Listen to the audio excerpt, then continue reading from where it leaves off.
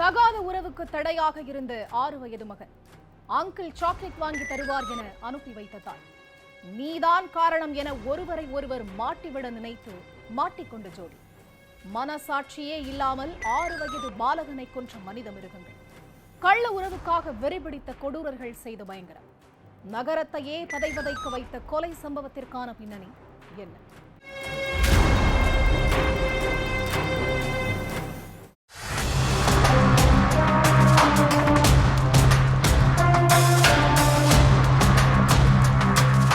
Sir, என்னோட மகனை காணலன்னு கதறி அழுதுகிட்டே போலீஸ் ஸ்டேஷனுக்கு வந்த அந்த பெண் புகார் கொடுத்தாங்க.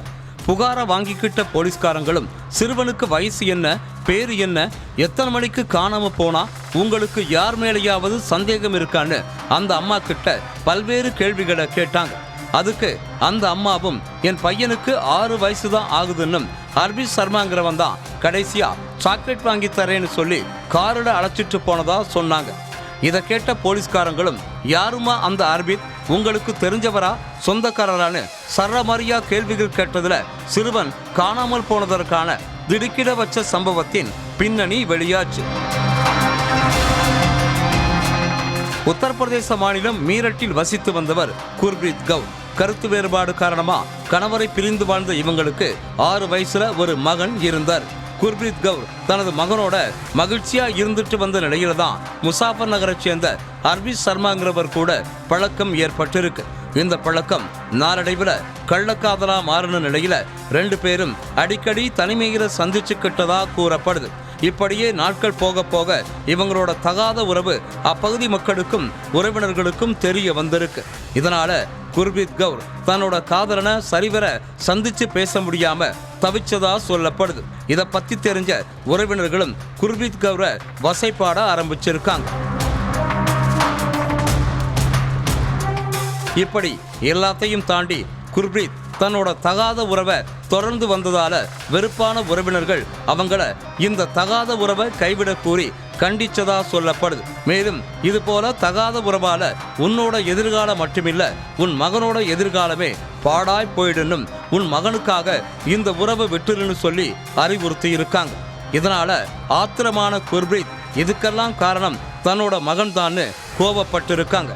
தன் மகன் மட்டும் இல்லைன்னா நாம சந்தோஷமா வாழலான்னு அர்பித் கிட்ட சொல்லி அழுதுருக்காங்க. தன் காதலி அழுகிறத பொறுத்து கொள்ள முடியாத அர்பித் ஒரு தப்பான திட்டம் போட்டிருக்கான்.